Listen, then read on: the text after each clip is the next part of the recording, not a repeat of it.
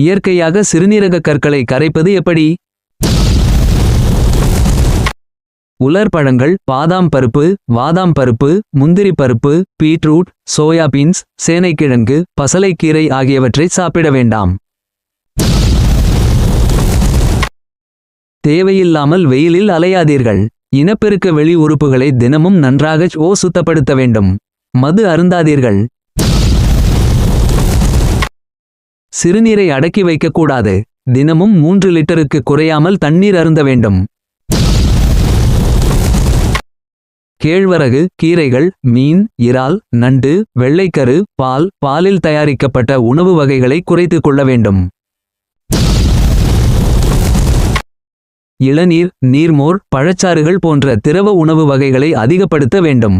நீர்ச்சத்துள்ள காய்கறிகளை அடிக்கடி சாப்பிட வேண்டும். காபி, தேநீர், பிளாட்டி குறைத்துக் கொள்ள வேண்டும். கோப்பானங்கள், மென்பானங்கள், ஐஸ்கிரீம், சாக்லேட் ஆகியவை ஆகவே ஆகாது. இந்த தகவலை உங்களுடன் நான் பகிர்ந்து கொண்டு விடைபெறுகிறேன். நன்றி, வணக்கம்.